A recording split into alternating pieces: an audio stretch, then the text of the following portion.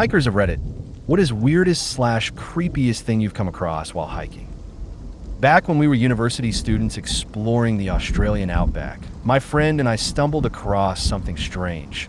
A tightly wrapped plastic bag tucked into the shrubbery at the base of a cliff in the middle of nowhere. We were hundreds of kilometers from the nearest town or tourist spot, so seeing any sort of trash out there immediately caught our attention. Curious, we opened the bag. Inside were 5 or 6 wallets, damaged, weathered, and all clearly belonging to women. Each had IDs and cards inside, most of them showing birth dates that placed the owners in their late teens or early 20s. The addresses were scattered across the country: Northern Territory, Queensland, even one from Sydney. At the time, we shrugged it off.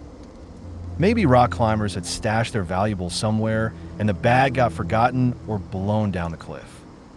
But when we handed the wallets over to the local police station, the officer who took them gave us a look I'll never forget.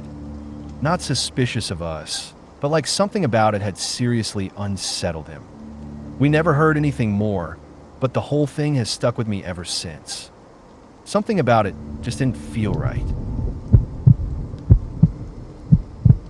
I once found a note scribbled in French, just lying there, half crumpled and weathered like it had been passed around or hidden in a rush. I didn't think much of it at first, just pocketed it out of curiosity. Later, when I got home, I decided to translate it. It said, "Keep quiet, Marcel, or we're all looking at 20 years in prison." Still gives me chills.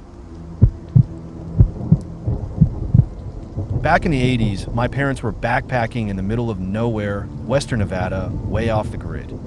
Just miles and miles of wilderness. While hiking, they came across a group of guys in an SUV.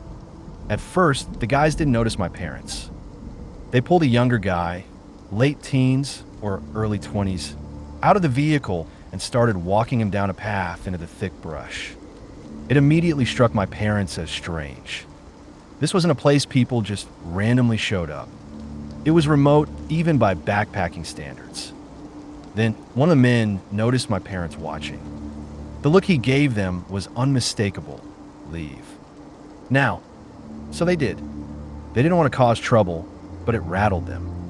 Eventually, they decided to report it, even though they had no clue what they'd witnessed. Nothing ever really came of it. Fast forward about 20 years, it's 2015, and out of nowhere, a detective gets in touch. Wants to talk about that day in the desert. So they meet up. Turns out those men were tied to a major gang active during that time. The kid they pulled out of the SUV, he was murdered and buried right there. Someone had recently found the body or tipped the police off, which led to the case being reopened. The creepiest part? In 2014, just a year before that detective reached out, my dad and I had gone hiking in that same area. The exact spot where it all happened. We could have been standing right over that kid's unmarked grave, and we never even knew it. We used to call them the tar pits. Out in the woods of rural Ohio, where I grew up, there was this patch of land scarred by generations of tractors. Years of maple tapping, timber hauling, and God knows what else had carved deep ruts into the earth. But one area in particular was different. The ruts that were about 2 feet deep, and they weren't just filled with mud, they were filled with something else. It looked like melted purple taffy, thick and glistening with green specks swirling in it. No one really knew what it was. Maybe it was just decades of decomposing leaves and gunk breaking down into some kind of organic sludge.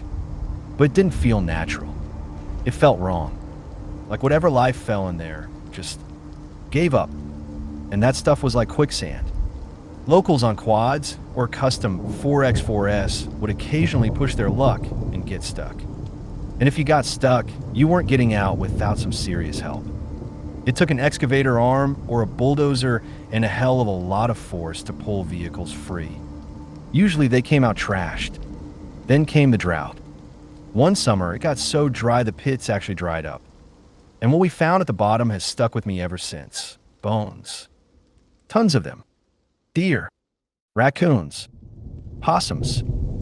All kinds of animals that had wandered in and never made it out.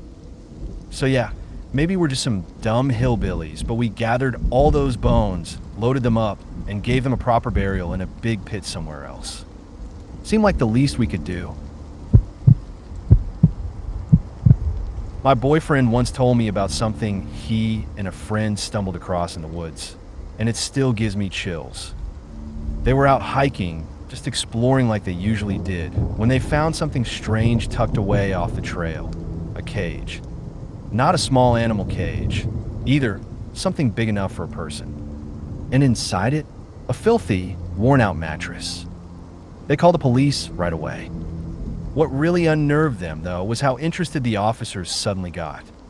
One of them asked if they'd heard any screaming in the area. Apparently, other people had reported strange, distant screams nearby. They never found out what it was used for or what the outcome of the investigation was. But knowing that something or someone was likely inside that cage at some point, and that people had heard screaming, yeah, terrifying doesn't even begin to cover it. My husband and I were out hiking one day. Not exactly in the middle of nowhere, but far enough off the beaten path that we didn't see a single other person that afternoon. We'd picked a 5-mile loop through some heavily wooded terrain, the kind of place where the trees seem to close in around you the deeper you go. We were more than halfway to a bridge that crosses the river when we started hearing it, twigs snapping off to the side of us. At first, we figured it was a deer or maybe a raccoon. Still, just to be safe, we picked up our pace and started making noise, talking louder, stomping a bit, anything to let whatever was know we were there. But the snapping continued. Not constant, just enough to make it clear something or someone was keeping pace with us in the woods. As we got closer to the bridge, I noticed something else. The forest had gone silent. No birds, no wind rustling through the leaves. Just us and the occasional crack of something moving just beyond the tree line. That silence was the worst part. It meant whatever was following us was still close. We didn't stop until we crossed the bridge. The moment we stepped off it, we could hear birds again. The forest came back to life like someone had flipped a switch. We didn't see or hear anything strange for the rest of the hike, but we picked up the pace and didn't let our guard down until we were back at the car. We're pretty sure it was an animal, maybe a mountain lion, since they're common in that area, but we'll never really know for sure. And honestly, I'm okay with that. Last October, I went on a weekend kayak camping trip up in the Adirondacks. It's something of a tradition with my partner's family. This was my second year joining. Usually, there are 5 to 7 adults, a couple of kids under 8, and we paddle about 10 miles upriver into the wilderness. No cell signal, no roads, just forest, water, and the occasional campsite. We always go late in the season. The overnights dip close to freezing, but the days are crisp and beautiful, and best of all, the place is almost entirely empty. You rarely see another soul. The river is slow and smooth, no rapids, and there are sections where it winds through private land, so camping there isn't allowed. One of those stretches includes a shallow, muddy area where someone usually has to get out and pull the kayaks through. It's a hassle, but we all pitch in. This time, I got out first to start dragging a kayak when I noticed something odd. Up on a hill overlooking the river, I saw 2 people in full camouflage just sitting there and watching us. No movement, no wave, just staring. I pointed them out to a few others in our group, people who've done this trip way more often than I have, and they immediately got weirded out. Hunting isn't allowed in that part of the park, and there weren't any campsites nearby, legal or otherwise. Whoever they were, they shouldn't have been there. Still, what could we do? We passed through the muddy stretch quickly, and when I looked back before rounding the next bend, the hill was empty. The 2 figures were gone. That night, we set up camp a few miles downriver. It was eerily quiet. Not a single bird call, just the occasional rustle of squirrels in the underbrush. Twilight settled in, and we were sitting around the fire when we heard it. "Hello, who?" who, like someone trying to imitate an owl, came from the direction of the river. Everyone who had seen the camo figures earlier froze. The kids were told to be quiet. The fire popped once, and then nothing but silence. A moment later, we heard soft splashing, like something or someone wading through the water. It didn't sound close, more like it was coming from the middle of the river. A couple of us grabbed what little we had, hatchets, fixed blade knives, and crept down to the water's edge. I followed, heart pounding. But when we got there, nothing. No movement. No creepiest. Just still, dark water and the hum of tension. We didn't see or hear anything else the rest of the night. But none of us slept well. And what still gets me is how utterly dead that forest felt. No birds. No frogs. Just us and maybe someone else. Watching. We didn't see another person the entire rest of the trip. My girlfriend and her friends had spent the weekend camping near a secluded lake in the Uintas, a rugged mountain range in Utah. It was a quiet, isolated spot, far from any town with no one else around for miles. The group had settled in as dusk began to fall, enjoying the peaceful serenity of the place, until strange noises began to pierce the stillness. At first, they dismissed it as animals or the wind, but as the noises grew more frequent and unsettling, one of the girls spotted movement in the trees. Through the dimming light, she saw what looked like a person crouching behind a bush, trying to stay out of sight.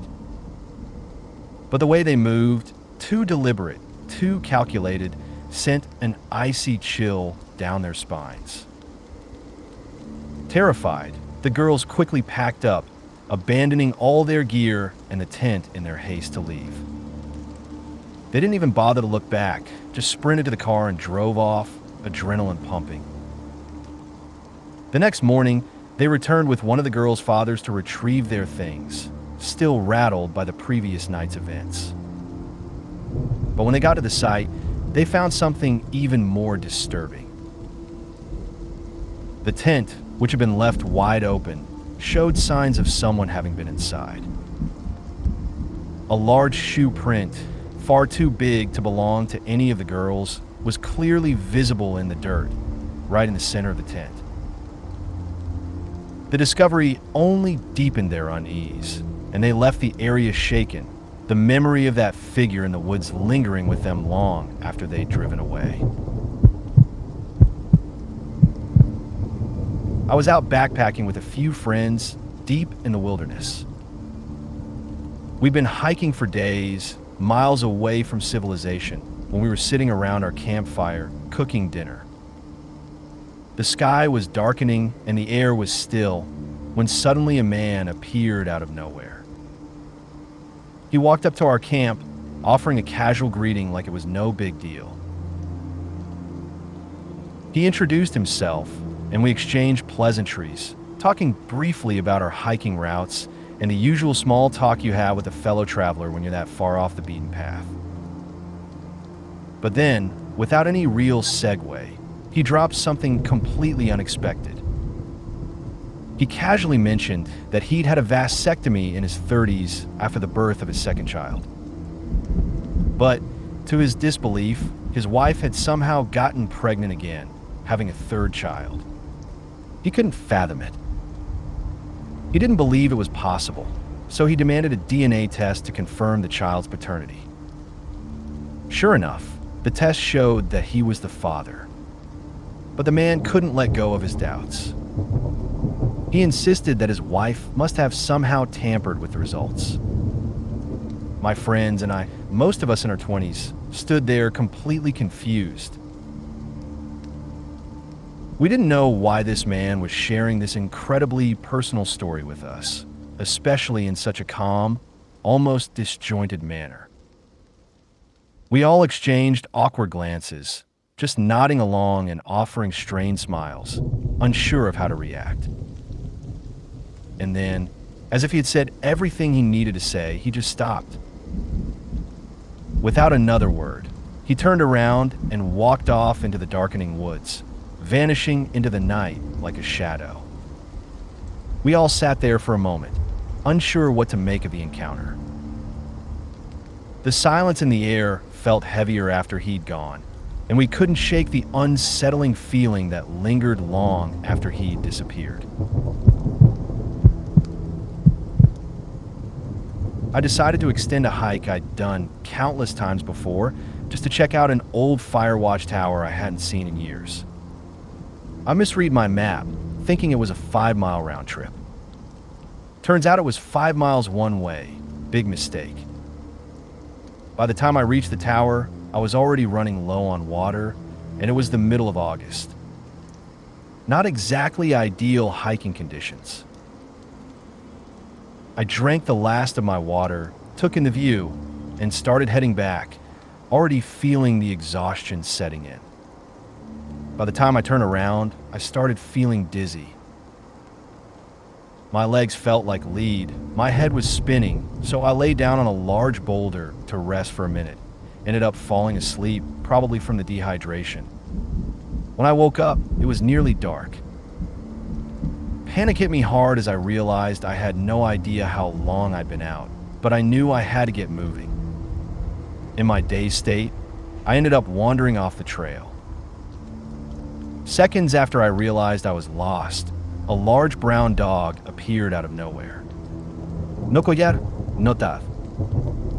It just trotted up to me like it was looking for company. I reached out, petting it, tried to regain some sense of normalcy in the situation.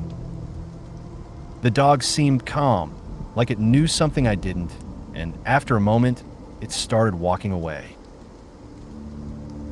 I figured someone must have been hiking with their dog, so I followed it, hoping it would lead me back to the trail, or at the very least, some sign of civilization. I followed it for what felt like ages, but in my exhausted state, I couldn't be sure of how long it actually was. Eventually, the dog walked around a large tree, and just like that, it disappeared into the growing darkness. I stopped, disoriented and unsure of what had just happened. When I finally came to, I realized I was standing exactly where I'd veered off the trail earlier, at the exact spot where I had made the decision to extend my hike. My heart started pounding. Was the dog real? Or had it been some sort of hallucination brought on by the dehydration? Either way, I couldn't help but feel a strange sense of gratitude. Whether it was a real dog or a figment of my dehydrated mind, I felt like it had guided me back when I really needed it. Thank you, spirit dog, for saving me from what could have been a really bad night in the woods. A few miles deep into the woods, I stumbled upon something strange perched on a ridge. From a distance, I couldn't quite make out what it was, but as I got closer, it became clear it was an old doll head. Dirty and cracked, it looked ancient, probably from the 1950s. The eyes are the most unsettling part. One was completely closed, and the other was half open, rolling aimlessly. The sight of it sent a chill through me, like it had been waiting there, untouched for decades. I had no idea that ticks could infest trees, especially not one hanging over the edge of a cliff. But one day, I found myself using one to help me cross a tricky, dangerous spot. As I gripped it, I noticed it was covered in ticks. But going back was an option, so I had no choice but to use it again on the way back. It felt like an Indiana Jones moment, sticking my hand into a nest of snakes. Terrifying, but I had to push through. My sister and I once stumbled upon an abandoned housing development deep in the woods. There wasn't much there, just a stretch of paved road that ended abruptly in a cul-de-sac. The back road leading to the site had never been paved, and the steep hill where the houses were supposed to go was also unpaved, though they'd cleared a dirt path for hauling equipment up. The cul-de-sac was bordered by 2 ponds, which I suspect were there before. After all, we live on swampland. Just finding the place was strange enough. The whole vibe was unsettling, creepy even. My sister and I both felt like something was watching us from the woods. We didn't stick around long and bolted out of there. 6 months later, while out driving around, my dad cut through a random neighborhood and then turned down the same dirt road we had. We were soon parking between the 2 ponds. We hadn't told our parents about the creepy experience, mainly because we didn't want to get in trouble. Apparently, my dad had been daydreaming about building an isolated house out there. While the adults hiked up a nearby mountain, my sister and I wandered off to explore. That's when we found it. Not just one, but several decaying deer carcasses, some fresh and others rotting for who knows how long. One was still covered in flies and falling apart. My sister threw up and ran off, sobbing. I started backing away, my senses on high alert, convinced something was still watching us. Every time I turned around, I felt eyes boring into the back of my neck. It reminded me of The Girl Who Loves Tom Gordon, a book my mom had read to me when I was younger, probably because she loved Stephen King and it was the only time she could read with a little kid around. I don't even remember leaving that spot, but I do remember that feeling of being watched as I reluctantly turned to leave. The thing is, we don't have big predators around here. No panthers or anything like that. I wondered if maybe it was some illegal hunting stash, or perhaps a weird place where deer from the nearby highway came to die. All I know is I was standing there, leaning on a rotting fence, staring out at the pond when I saw something odd, an upturned canoe floating lazily through the reeds at the far end of the water. It seemed almost hidden, swallowed up by the thick marsh and long afternoon shadows. I turned to ask my mom, who had rushed back down to see why my sister was crying by the car. She just told me to stop being silly and get my sister in the car. Then she yelled up the hill for my dad to hurry down because my sister was sick and it was time to leave. A decade later, that plot is still undeveloped. The county's been trying to buy up land for a public housing project, but the area remains too creepy and inconvenient for anyone to want it. Every time there's a bad storm, the dirt road is impassable. I told this story to a coworker a few years ago, and he said he had been out there at a bonfire the previous fall. He was pretty sure he saw that same canoe, now burnt, washed up on the beach. He never found the deer graveyard, but he agreed there's something off about that place. A friend of mine shared this story with me. Apparently, it happened just this past weekend. They went kayaking in West Virginia, and while waiting for the rest of the group to bring the boat back to the put-in, they had an encounter with a local. Keep in mind, this is undeveloped wilderness. A guy pulls up on a motorcycle, and immediately it's clear something's off. He's got 2 huge pistols strapped to his hips. No explanation needed, just classic West Virginia. He starts chatting with them about his time in Iraq, telling stories of the things he's seen. Then, in a bizarre twist, he offers them black tar heroin, which they just kind of accept out of sheer awkwardness and fear.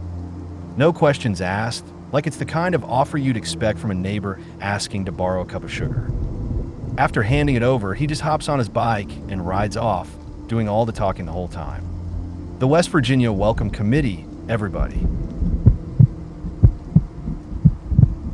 While hiking a charming trail in Tennessee, I stumbled upon something pretty fascinating, a rundown old gangster car. There's a plaque nearby explaining that this trail was once a route used to smuggle moonshine during Prohibition. According to the story, one day the car got stuck in the mud and was abandoned, left to rot right there. No one ever bothered to move it, so it's still sitting there to this day. It's a pretty cool and unexpected find tucked away in the woods, right at Rock Island State Park. When I was 10, my family was hiking along a winding road in the mountains.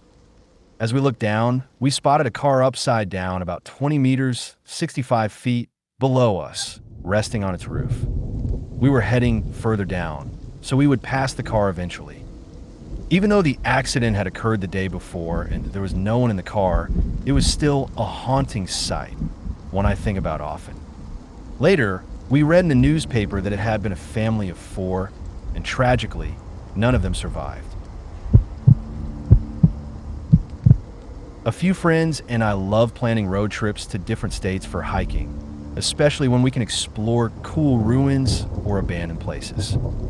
Late last December, we decided to head to New Jersey to check out the Pine Barrens, an area known for its eerie urban legends. To really amp up the spooky vibe, we thought it'd be fun to save on the ruin hikes for nighttime. For the hike, you park on the side of the road and walk about a quarter mile through the woods, crossing some train tracks before reaching the ruins. We made our way there, excited for the adventure. When we got to the train tracks, the first thing we noticed in the darkness was a fresh deer carcass placed right on the tracks. What made it worse was that the body had been spray painted with weird symbols, like some sort of twisted ritual. At first, we thought it was just a prank by some local teens using roadkill, but it was still unsettling as hell. The eerie vibe was only heightened by the fact that the Brooksbury Brick Factory, the ruins we were heading to, already had a dark history surrounding it. This happened about a month ago in Panama. I was traveling with 2 other girls, and to give some context, there were 2 Dutch girls who went missing on a hiking trail back in 2014, and their remains are found in one region of Panama. There was also an American girl who was murdered on a different trail in the country. Both incidents took place in very touristy areas, so we were already on edge while hiking in Panama. Now on to the story. We were hiking in Santa Fe, where the trail goes through dense jungle. The thing is, this trail wasn't on a map. The hike started off on a road and led us into a tiny village with only 6 to 7 houses. We asked the locals if we were on the right path, because the trail description we found online didn't match what we were seeing at all. But they assured us we were headed the right way. So we ventured through the jungle for about 40 minutes to an hour until we finally reached the waterfall we had been looking for. We were standing there, admiring it, when suddenly a young man appeared out of nowhere. It was one of the men we had seen in the village earlier. One of the girls, who was always the last in line, turned to us and said, "Girls, he's been following us the whole time." I saw him once when I looked back, but he quickly jumped back into the shadows of the trees. I can't even describe the fear I felt in that moment. We were just standing there, staring at this man. In front of us was the waterfall, but behind us was the treacherous, slippery jungle trail we had to climb to get back to the road. The man stood there silently, not saying anything. It was so creepy, I thought I was going to pass out. Finally, he tried speaking to us in broken Spanish, but our Spanish was pretty limited and his English wasn't any better. He asked if we were planning to swim in the waterfall. By then, we definitely didn't want to swim or do anything at all. We just wanted to get away from him. He quickly jumped into the water for a swim, and we started climbing the trail back up to the village. He followed us at a distance, but the closer we got to the village, the further away he seemed. By the time we reached the village, we couldn't see him behind us anymore. I still have so many questions about that encounter. Why did he follow us? Did he think we'd go for a swim and he could watch us? Was he hoping to steal our phones while we were distracted? Or was he just trying to make sure we didn't get lost or hurt? Why did he stay hidden in the shadows and follow us from a distance? If he was trying to be a helpful guide, why didn't he just walk with us from the village to the waterfall? Why did he wait for us to start the trail and then follow us secretly?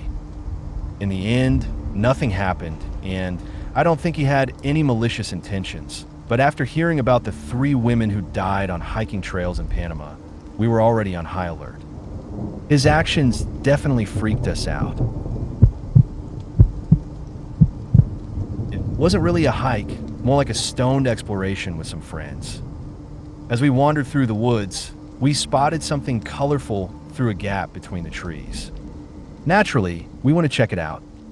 When we got closer, we found a blanket and about 6 or 7 large cardboard boxes. Naturally curious, we opened them up, and to our surprise, they were filled with packs of birth control pills. My male friends, thinking they had just struck gold with a stash of free drugs, were getting pretty excited. But since I was on the pill, I had to be the one to break the news to them. Guys, this isn't exactly what you think it is. I was hiking with some friends when I spotted a cluster of butterflies on the ground. It seemed like a magical, beautiful moment until I realized they were gathered around a pool of blood. Turns out, someone had been hiking on the bluffs above earlier that day, lost their footing, and tragically fell to their death.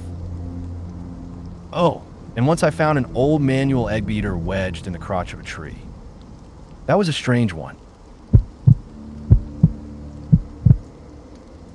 Two friends and I were hiking a 3-day section of the Ozark Highlands Trail in Arkansas.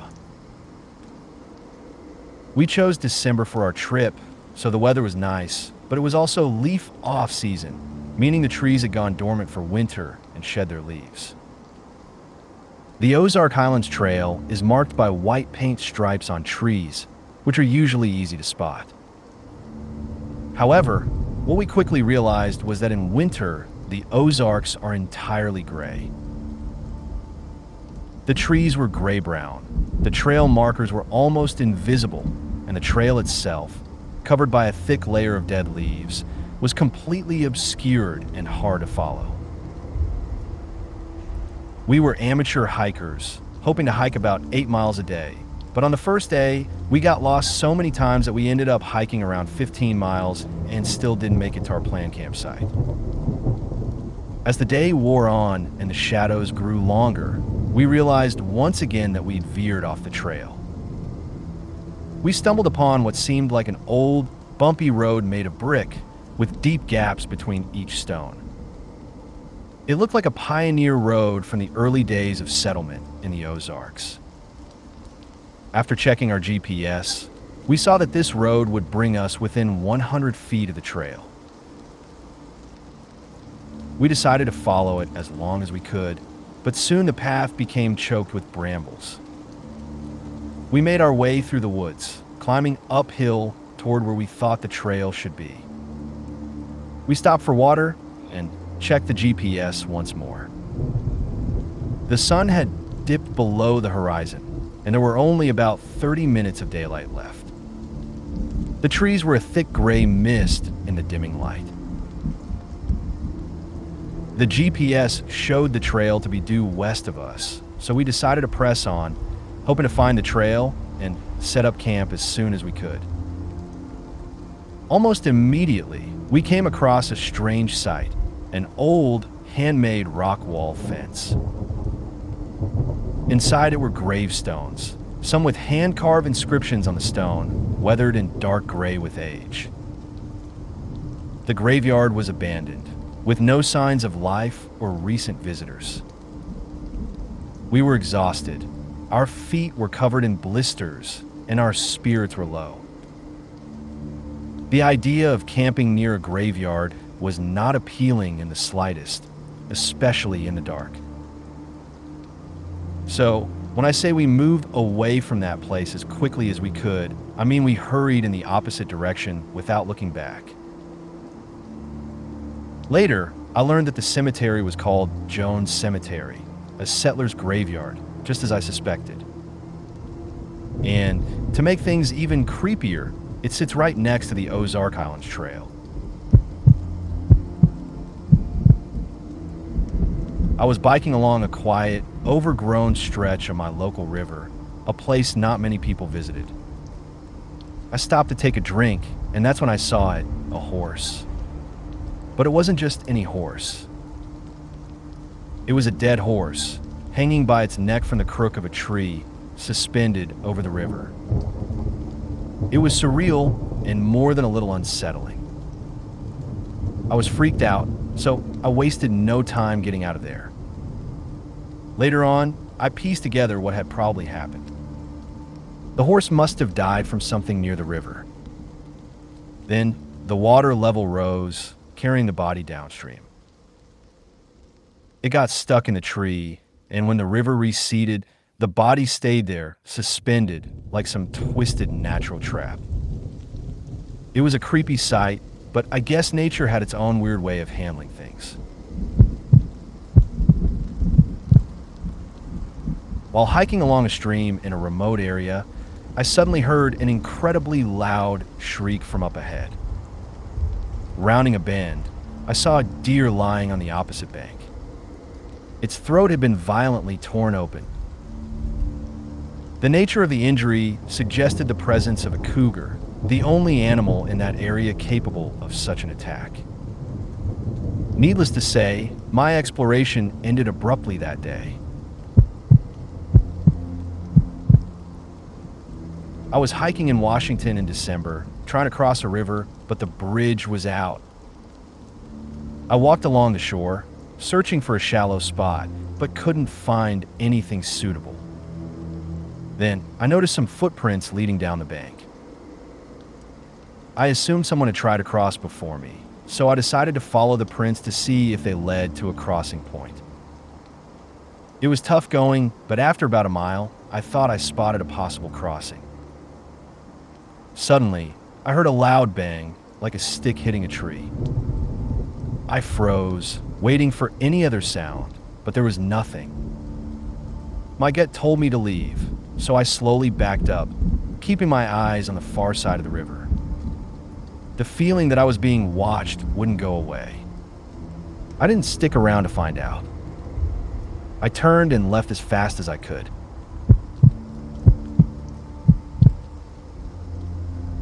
One day, my dad and I were hiking over a ridge when we saw a girl from the group ahead of us trip and slide down the slope. She barely managed to grab onto the tiniest branch from the only tree nearby. If she had slid any further, she definitely would have either been seriously injured or worse. It was a close call. I was hiking with my kids when we came across a young college girl, an ecology major, who was cornered by two creepy local men near a stream. She was clearly scared and in tears, trying to get away, but they weren't letting her leave. When I approached, they told me to keep on walking. I quietly pulled out my phone and dialed 911, though I knew I had no signal. The two men must not have realized, and they quickly disappeared into the woods. I stayed with the girl and walked her back to the trailhead where we met up with my kids. Thankfully, everything turned out fine, but it was a tense moment. I recently bought an electric mountain bike, and on my very first ride, I was eager to explore places I could never reach on a regular bike. I spotted an old logging road that climbed up a mountain from the main road and decided to see what was up there and catch the view. I rode up further than most people would even consider, since it wasn't a marked hiking trail and no one would usually bother to walk all the way up. As I made my way up, I started getting a strange vibe, and then I stumbled across something unsettling, a camp. It looked like someone had been living there, and it was a dilapidated shack surrounded by piles of trash. It was early spring, and it was clear someone had been living up there all winter, just dumping garbage around the place. The whole scene was filthy and eerie. At first, I didn't see or hear anyone, so I poked around a bit, but the vibe was so off that I started to get seriously creeped out. Then, I heard voices. Now, you might expect it to be the voice of a rough, isolated man, maybe some kind of hermit or backwoods dweller, but it wasn't. It was a woman's voice and a little girl's voice. It sounded like the girl was playing on the other side of the shack with the woman talking to her. I didn't want to stick around any longer, worried they'd come around and see me snooping around their grimy little hideout. So, I quickly turned my bike around and headed back down the mountain. When I got home, my girlfriend asked how my ride went. I just looked at her and said, well, the first hill I rode up led me straight to a creepy shack where hill people live in a pile of garbage. So yeah, pretty weird. This wasn't exactly weird or creepy, but it's definitely the most scared I've ever been. I was hiking the Grand Canyon with my buddy, and we were navigating a particularly narrow section of the trail with a huge drop-off right next to us. I was leading the way, and then out of nowhere, I hear him scream at the top of his lungs. My first thought was that he'd slipped and fallen off the edge. I spun around, and to my surprise, he's walking backwards fast. That's when I saw it, a coiled up rattlesnake right where I had just stepped. It was stretched out along the trail, basking in the sun, and I had unknowingly stepped right over it. I don't know if I thought it was just a stick or if I just straight up missed it, but somehow I didn't see it. Either way, I felt incredibly lucky, and I'm really thankful my friend was paying enough attention to spot it before anything went wrong.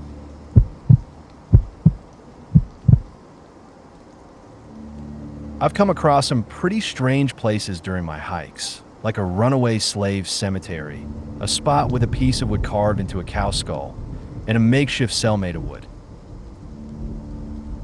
But the one that felt the strangest happened when I was hiking solo one morning. It was completely quiet, no one else on the trail. I had my headphones in, listening to music, when I suddenly entered a forest that gave off an eerie vibe. I took my headphones off, and as I walked further, I came across a spot with a human-sized cross. It was definitely strange. Then I noticed a massive fire oven, the kind that made me think it could have been used for burning bodies. There were some tombstones scattered around too. At that point, I got a weird feeling and hurried back to my campsite. Later, I did some research online and found out that it was the site of a former Christian children's prison where kids and adolescents were sent to work. I don't think the cross or the oven were actually used for what I thought, but the place was so dangerous that many people died there. In my freshman year of high school, my friends and I were hanging out by a secluded riverbank, smoking and drinking. It was a pretty chill spot, except for a park across the river with a small dirt parking lot for hikers. We were stoned out of our minds, just enjoying the day, when we noticed a guy on the other side of the river walking along the bank.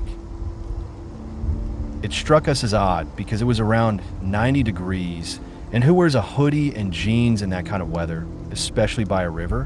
What made it weirder was that there was a trail just a few feet from where he was walking that led in the same direction.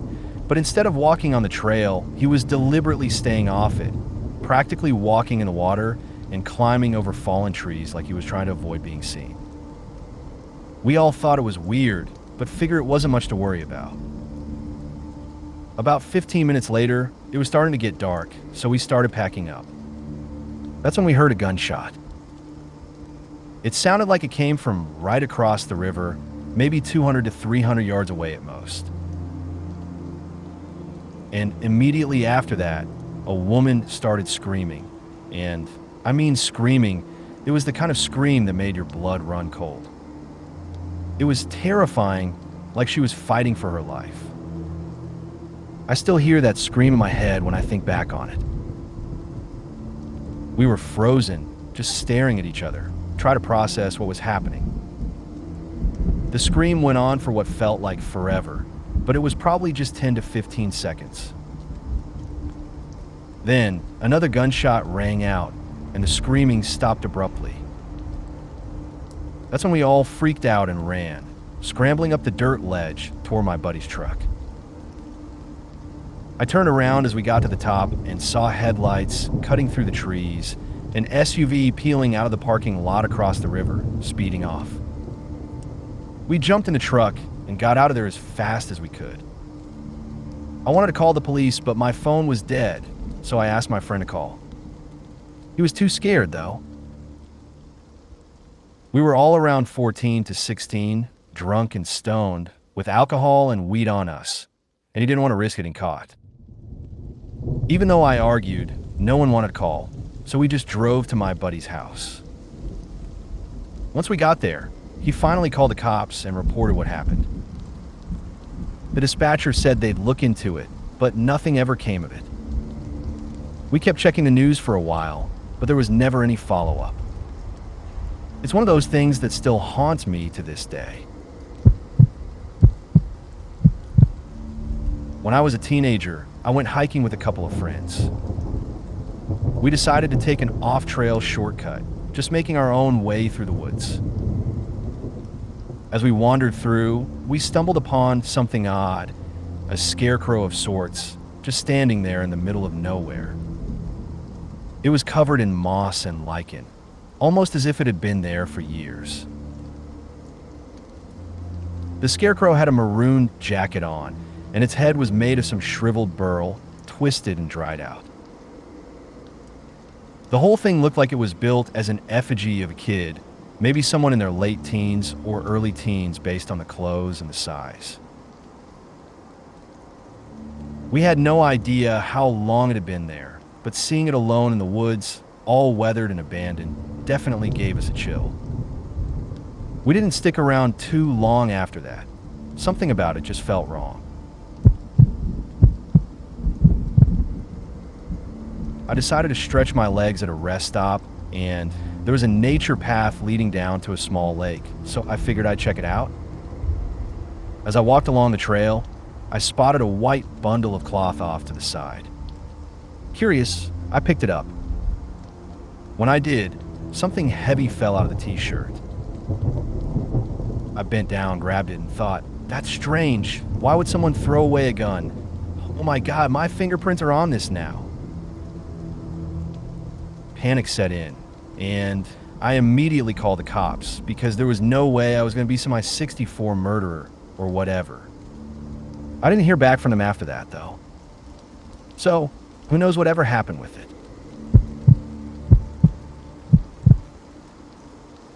My husband was out hunting on some forest land when he was approached by a group of Hispanic guys carrying assault rifles and walkie-talkies. They asked him what he was doing out there, and he told them he was hunting. As they talked, he could hear one of them over the walkie-talkie speaking in Spanish, saying they had eyes on him.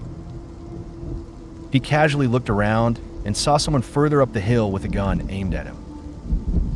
Then, he heard the words, "Get rid of him." At that point, the guy he was speaking with asked why he was in that particular area, so my husband pointed to the bear he had just killed and explained that his truck was up the hill, and this was the quickest route back. The guy then warned him to be careful while roaming the woods and let him go on his way.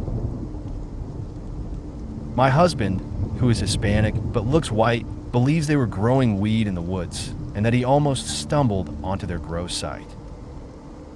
He doesn't think they realized he could understand their conversation in Spanish. A few friends and I were hiking down MT. Adam's late at night, way later than we had planned. As we were making our way down, we came across a strange, old woman with long silver hair, climbing the trail with barely any gear, no lights, heavy coats, or anything you'd expect for such a trek. She told us it was a beautiful night and continued on her way without a second glance. As we kept moving, the moon rose, casting a deep blood-red crescent over the horizon. That's when we started noticing strange, rune-like markings in the snow. At first, we thought they were just pole marks, but as we got closer, it was clear they had been deliberately drawn by someone off to the side of the trail. When we descended into the dead forest, we began to feel a heavy sense of déjà vu, like we were somehow looping back on ourselves. It was disorienting and felt off, especially since I've done a fair amount of night hiking, and this was nothing like anything I'd experienced before. By the time we reached the car, we were all half convinced the forest was haunted in some way, and that the woman we had seen was some kind of spirit, maybe even the spirit of Klickitat herself. It wasn't scary haunted, but definitely odd.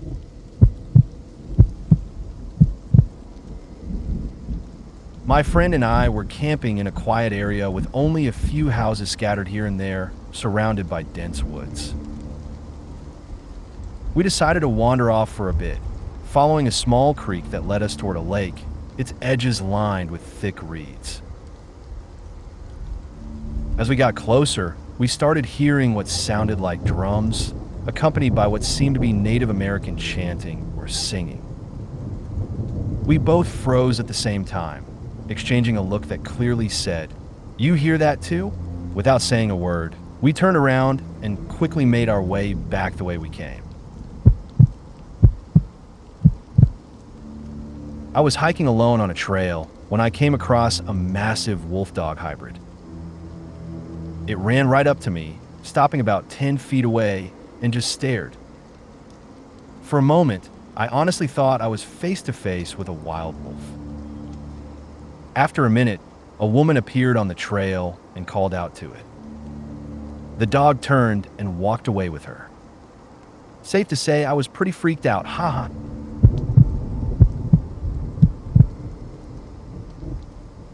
As a historian and rural explorer, you're always on the lookout for certain clues when scouring old maps in the woods for signs of past human settlements. It's one thing to know what you're searching for, but it's something else entirely when you stumble upon old paved roads completely out of place in the middle of dense woods, miles away from any modern roadways. Long forgotten railroad beds hidden beneath layers of earth and vegetation. Abandoned cemeteries deep in the forest, some with sunken crypts or graves that look like they've been disturbed. It definitely makes you wonder if something creepy is going to crawl out. An old, isolated house with nothing around for miles, or just a lone chimney standing amidst the trees. One time, I came across the collapsed ruins of a massive, 4-story hotel that had clearly been gutted by fire.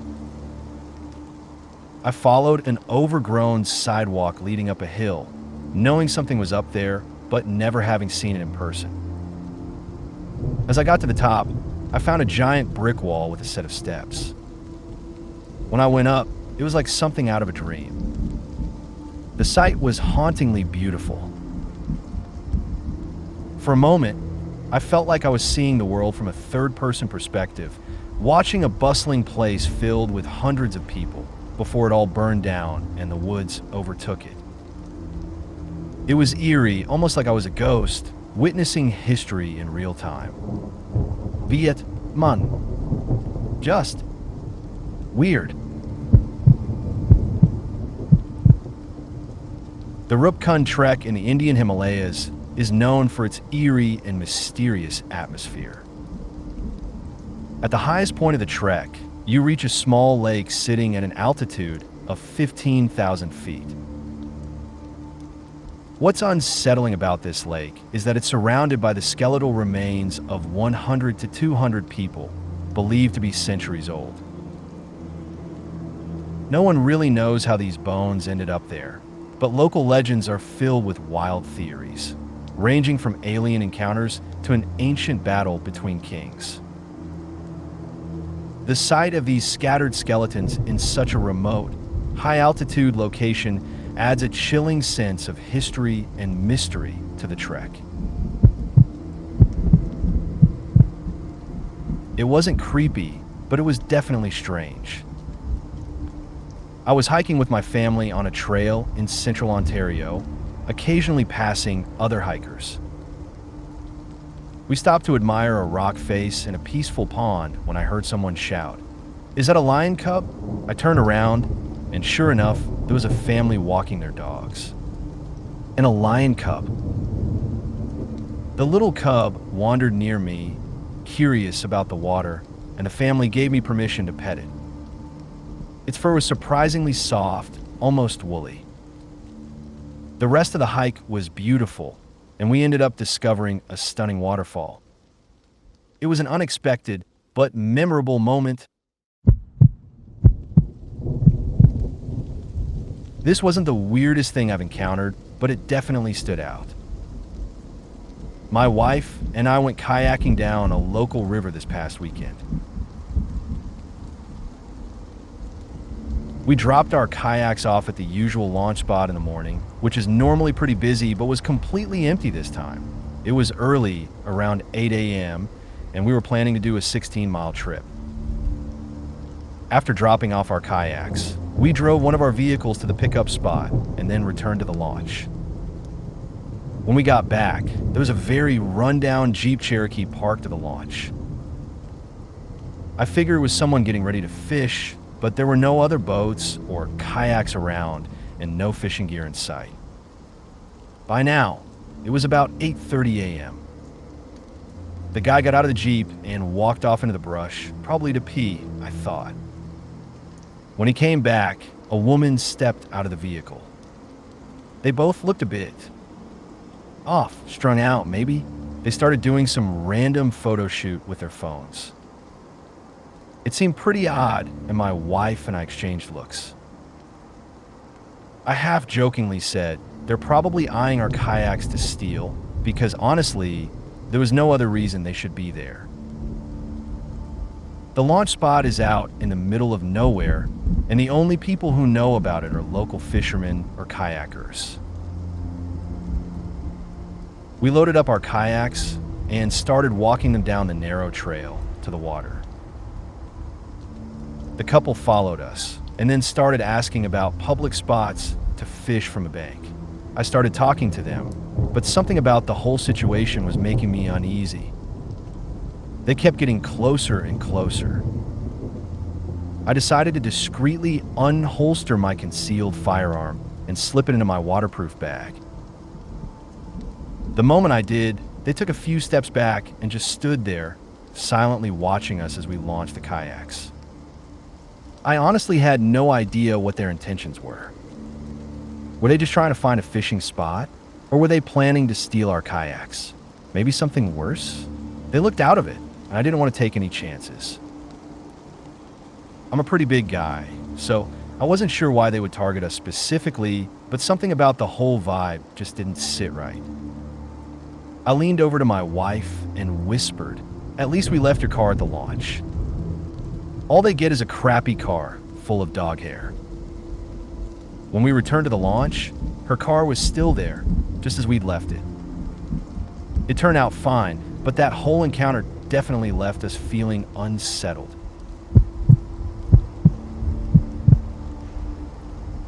This wasn't really much of a hike, but I used to spend a lot of time playing in a small forested area behind what would have been my high school at the time. One year, after a particularly brutal winter, my brother and I decided to explore back there as the snow started melting. The area was always changing. It was kind of like a dump site for old benches, tables, and wood from the school, so it had a weird vibe to it. We were slogging through the mud, making our way to my favorite spot in the corner of the area where a chain link fence ran south and east. Underneath a tangle of brambles, I stumbled across something strange, bones. At 12 years old, I immediately assumed they were animal bones, but something about them felt off. They were perfectly clean, bright white, and cut so sharply, almost too cleanly, in varying sizes. I showed my brother, and he thought they were big enough to be human bones. I wasn't so sure, but it was unsettling. We left them there, but I made a mental note to come back and check the next time we were out. The next day, I went back, but the bones were gone. Just like that. No trace of them anywhere. It was one of those things that stuck with me. Around the same time, another odd experience happened when I was visiting my uncles in the middle of nowhere in Ohio. My dad, brother, and 2 cousins were with me, and we decided to hike down to a creek nearby. The hike was easy, The water was shallow and clear, but it was starting to get dark. Because it was such an easy walk, I decided to carry one of the neighborhood kittens with me, since it liked to follow me around. The kitten fell asleep in my arms as we walked, and my brother and younger cousin fell behind, distracted by little critters in the water. My older cousin and I kept walking ahead, but we didn't get too far from the others. Then we just stopped. Neither of us felt anything particular, but we both suddenly stopped in our tracks and looked ahead at the creek. We could see maybe 100 yards down the water, but it was getting harder to distinguish things with the light fading. At first, I wasn't too alarmed, but something moved. It took me a second, but I finally saw it. Whatever it was big, really big. I nudged my cousin and quietly asked if she saw it too. She stared, her eyes widening, and nodded. "I think it's a dog," she said. But I wasn't convinced. Even if it was a big dog, like a Great Dane, I could tell it wasn't that. It was just too big, and it didn't feel like a normal animal. The moment it moved again, the kitten in my arms fluffed up and started hissing, which was unusual for her. I didn't feel particularly scared, but something about it felt off. We decided to turn around and didn't say anything as we told our younger cousins we were heading back. As we walked, I glanced behind us a few times and saw whatever was creeping closer, but once we rounded a bend in the creek, it disappeared. We never saw it again. The kitten didn't calm down, though, and kept hissing until we reached the road where my uncle lived. I can't explain what happened that day, but I can't shake the feeling that whatever it wasn't something natural. It sounds crazy, but part of me wonders if I might have seen a hellhound, if that kind of thing actually exists.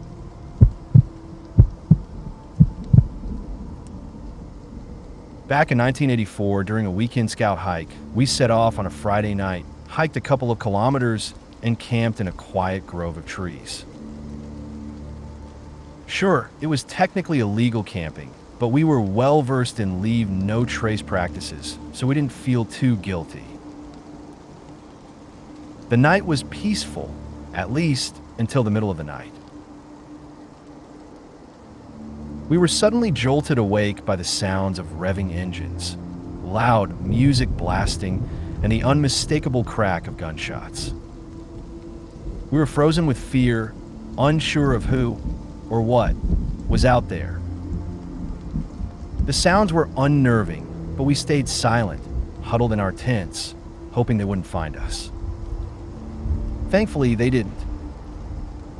When morning came, we cautiously emerged from our tents and walked to the meadow next to the grove.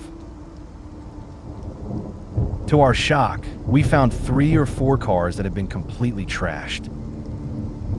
They were burned out shells, riddled with bullet holes. The glass in the windshields was still soft from the fire, dripping over the steering wheels in eerie little streams. It was a bizarre and unsettling sight.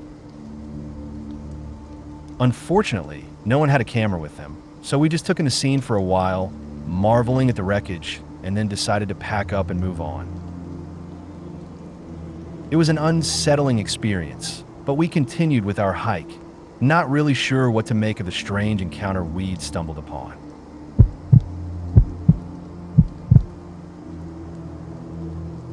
I'm an avid hiker and wildlife photographer, very familiar with animal behavior and the outdoors, so when I set out on the Appalachian Trail in West Virginia, I expected nothing out of the ordinary. It was a normal hike at first, until I came across something that set off a chain of events I'll never forget. I was hiking along when I stumbled upon the remains of a black bear on the trail. Its head was crushed in, as if by a large blunt force object. The body was relatively fresh. There wasn't much decay or many flies buzzing around it, which struck me as odd. It didn't make sense, but I tried to shake it off and continued on my way. About 4 to 6 miles up the trail, I had to take a quick break to relieve myself, so I veered off the path and found an ATV just sitting there. It looked almost new, despite the overgrowth that had overtaken it, brush and vines crawling all over it, flat tires, and rust starting to set in. The weirdest part? The ATV was off the trail, and the nearest place you could actually drive an ATV to was about 5 miles away. The condition it was in suggested it hadn't been touched in months, but it didn't seem like it should be there, especially not in such a remote location. I set up camp about 10 miles away from the ATV, and things were normal, at least until around 1 a.m. I started hearing something moving through the brush. I initially thought it might be a bear or a cougar, so I grabbed my pistol and huddled down in the middle of my tent. The noise went on for about 30 minutes before everything suddenly went completely silent. The rain had stopped a few hours earlier, and then, after what felt like an eternity, I heard something running across the trail in the mud on 2 legs. At that moment, I was absolutely freaked out. The thing ran so close to my tent that I knew it had picked up my scent if it was a predator. I grabbed my pack and bolted. I knew I needed to get distance, so I lit a road flare to hopefully throw off whatever was following me. I ran as fast as I could, 5 miles back to the road, and another 3 to the nearest town. The whole time, I couldn't shake the feeling that whatever it was still tracking me. The next day, I reported everything to the authorities about the bear, the ATV, and the strange events that had happened, and they told me something that made my stomach drop. There had been hikers who went missing in the area over the past few years. That wasn't something I expected to hear. I went back with the police the following day to show them the location of the bear and the ATV. When we got there, the bear was completely gone. There were just some small chunks of flesh left where the head had been, but no signs of what had happened to it. The ATV was still in the same spot, though. But when we reached my campsite, things were beyond unsettling. My tent had been shredded to pieces, my gear completely destroyed. It looked like someone had intentionally smashed everything. But the strangest part? The tent had been slashed with what seemed like huge claws, or something made it look like claws. The distance between the slashes was so wide, it couldn't have been a typical animal. It was honestly one of the creepiest things I've ever seen. It felt like the whole thing was just too weird to be coincidence. It was like I had stumbled onto something I wasn't supposed to. My friend and I were completely wiped out after coming down the mountain.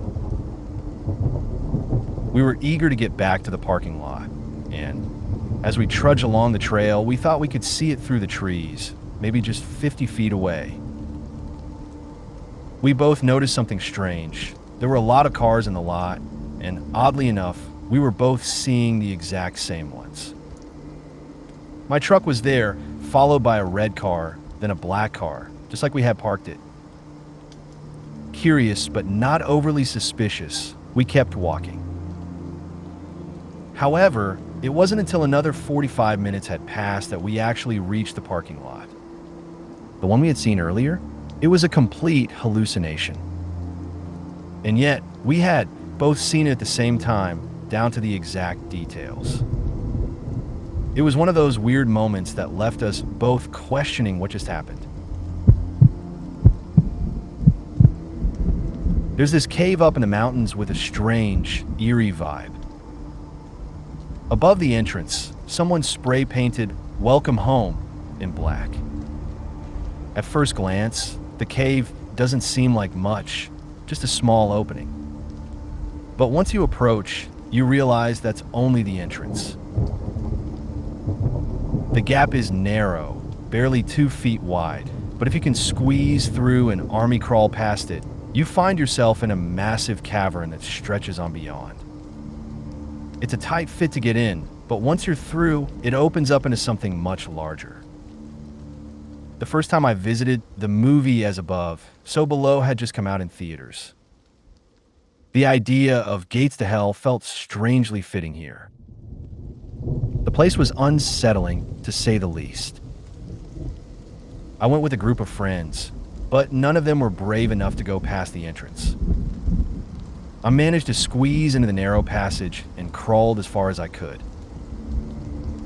That's when it hit me. The air grew thick, and for the first time in my life, I felt real claustrophobia. I've explored abandoned, insane asylums and supposedly haunted places, but nothing had ever made me feel the way this cave did. There used to be a trail leading to the cave with old, rusted stairs that led up to the entrance. I say used to because a few years later, the stairs were removed and the entrance is no longer accessible. It's as if something or someone wanted to keep it hidden. When I was a kid, my stepdad and I were out mountain biking on a trail that was pretty close to the suburbs. We made our way to a lake and started skipping rocks, just enjoying the peaceful afternoon.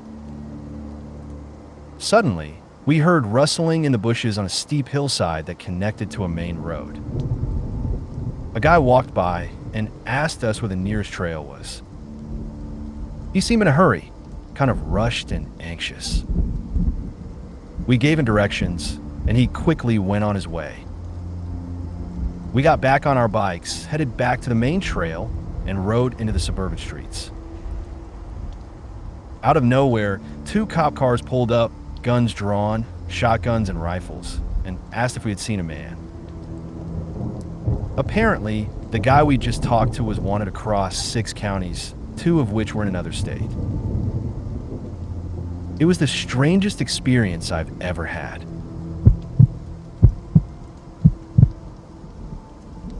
I was about 10 miles deep into the northern Rockies wilderness, trout fishing on a small stream with my backpacking buddy. We'd been out there all day and hadn't seen a single soul. Then, out of nowhere, a game warden appeared, walking briskly toward me and demanding to inspect my creel. It was downright unsettling how this guy seemed to materialize out of thin air, almost right on top of us. It was creepy, to say the least. I couldn't help but develop a newfound respect for these guys' stealthy skills, and a serious lack of respect for my own situational awareness.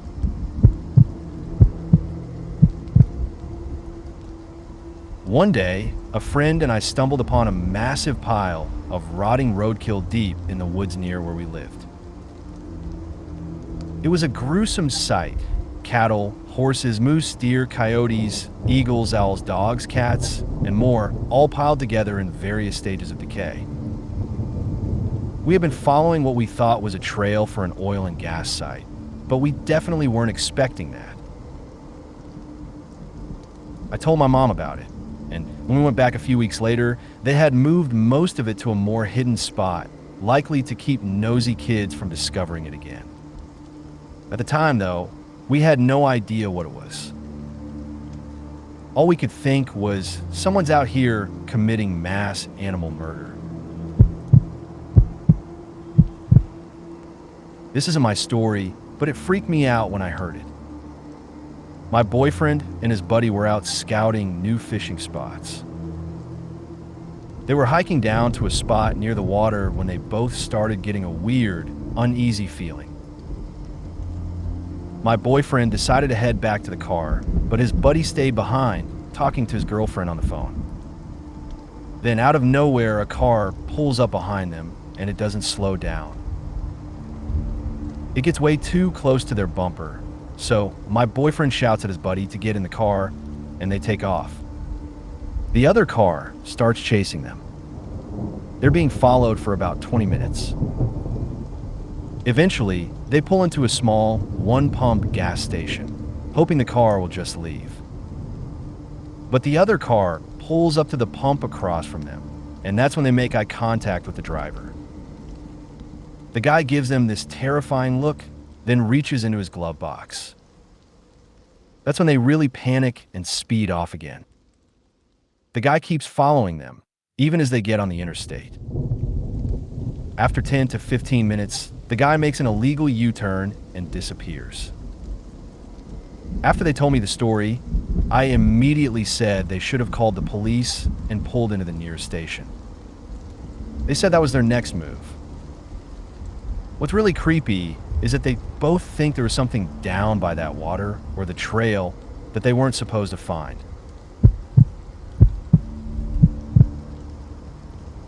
There's a spot I frequent for backpacking that's infamous for its dark history, known for the many people who've died there, like Boy Scouts who were swept away in floods.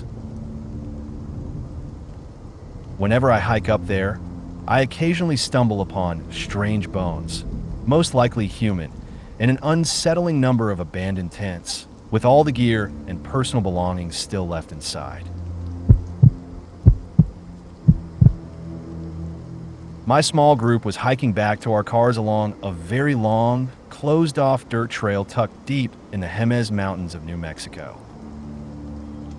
Since the road was closed, we hiked about 4 or 5 miles to reach a hot spring at the end.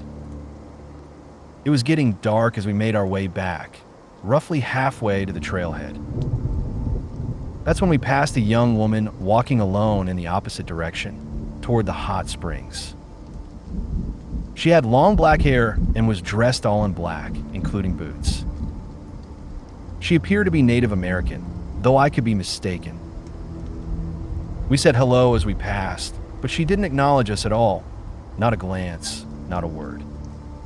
It was like we weren't even there. Now, keep in mind, we were the only ones on the trail. We hadn't seen another soul the entire time. By the time she'd reached the hot springs, it would be completely dark, no cell service, and she was alone. We finally made it back to the cars, and there were no other vehicles at the trailhead. Civilization was miles away in any direction. It gave us a creepy feeling, but also a sense of worry for her. The way she ignored us made us feel like she wouldn't appreciate us following her on that dark trail. So we just kept going. I hope she was okay, but honestly, she might have just been one tough, badass woman. I was hiking through the Arizona mountains, and my feet were starting to ache, so I decided to take a break. I plopped down on a rock next to a pile of cow patties, took off my boots, and set them aside. As I sat there enjoying the mild weather, I pulled out some string cheese and started snacking, just taking in the moment. About 15 minutes passed, and I was basking in the sun when, out of the corner of my eye, I noticed something moving in my boot. I looked down, and to my absolute horror, a full-grown baby Arizona bark scorpion, one of the most dangerous scorpions in North America, was casually strolling out of my shoe. I froze. I was 2 days of hiking away from my car. My heart sank. In a panic, I grabbed a blade of grass and poked the scorpion on the butt, hoping it would just leave. But I didn't feel brave enough to put my shoes back on immediately. For the next hour, I just sat there, checking my boots over and over, debating whether I could risk putting them on again. Just another fun experience in Arizona. A friend and I decided to go hiking on a dark, overcast day. It was one of those days where the clouds hung low and the world just felt heavy. We usually hike the same spot every Saturday, but this time, for some odd reason, we couldn't find the turnoff. We spent far too much time circling around, frustrated and confused, until we finally decided to just head somewhere else. We drove to a different area, but as soon as we stepped onto the trail, something felt wrong. It wasn't just the weather, it was the whole place. The silence was overwhelming. No birds, no breeze, no rustling leaves, just an unnatural stillness. And then the fog started to creep in. Slowly, but surely it thickened, wrapping everything in a heavy, oppressive haze. It was getting spookier by the minute. We eventually reached a large clearing that seemed to have been the site of a fire. The trees were all stripped of their bark, their thin, blackened trunks rising like twisted pillars. They were completely bare, no branches, no leaves, just these charred remains reaching up into the gray sky.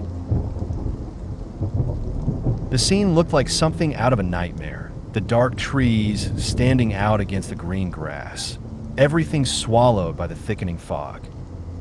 My friend kept saying we should turn back, but I felt a pull to keep going. Despite every nerve in my body screaming to leave, I wanted to see what lay ahead. We reached the edge of the clearing, and that's when we saw it. A body. A human body, half decomposed. The skull still had dark brown hair, but the face, something had torn it off, leaving nothing but bone. The sight of it made my blood run cold. We didn't even think twice. We ran. We sprinted back the way we came, adrenaline pushing us faster than I ever thought I could move. When we reached the car, I tried to call 911, but the signal was dead. I tried again and again, my hands trembling as I desperately fumbled with my phone. Finally, I managed to get through. The dispatcher told us to stay put until the police arrived. The wait felt endless. I kept thinking that whoever did this, whoever left that body out there, was watching us from the fog, waiting to come out and do the same to us. When the police finally showed up, we gave them our story. They took our names, listened to what we had to say, and then that was it. No follow-up. No investigation. We never heard from them again. We never found out who the body belonged to, what had happened, or why it was left there. It was like it all just disappeared. I've had my share of creepy hiking and camping experiences, but this one still lingers with me, like a shadow that won't fade. One time, my sister, a couple of friends, and I went camping way out in the woods, real secluded, middle of nowhere kind of spot.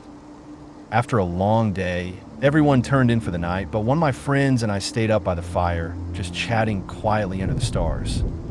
At some point, my sister walked out of the woods and stood across from the fire. We figured she'd just gone to pee or something. She didn't say anything, just stood there for a minute or two, watching us. Then she slowly turned around and walked back into the woods. We barely acknowledged it, just kept talking. About 10 minutes later, the zipper on the tent next to us unzipped and my sister poked her head out, yawning and irritated. She scolded us for being too loud and keeping her awake. That's when it hit us. She hadn't left the tent. She'd been in there the entire time. So whoever we saw standing across the fire from us, that wasn't her. We checked the other tent. Our friends were dead asleep. To this day, we have no idea who or what was standing there that night. We didn't sleep much after that. Man, this reminds me of a weird trip my grandparents took me and my sister on when we were about 14. They decided to drag us on this long, meandering drive through the middle of nowhere, just endless woods for hours. At some point, as we're driving down this remote road, I spot a car parked off to the side. What caught my attention was the sunshade in the windshield. You know, those ones that had a design on the front, but the back had that message in big letters. If you see this, call the police. So naturally, I pointed it out. Hey, shouldn't we report that or something? And my grandparents were just like, oh, it's probably nothing. And I'm sitting there thinking, you have no idea if it's nothing. That's literally the whole point of the message. It's not your call to make. At least tell someone. Call the cops. Don't just ignore it and keep driving like an ostrich with your head in the sand. To this day, I still wonder what the hell was going on with that car. I was hiking a fairly popular trail, but since it was early on a weekday, I had the whole place to myself. Out of nowhere, I started hearing drums. My first thought was, well, here we go. I'm about to meet a Native American ghost. Turns out, it was just some hippie who had either walked in or been dropped off. There were no other cars in the parking lot. If you made it to the end of the video, thanks for watching. Don't forget to like, subscribe, and share, and we will see you in the next video.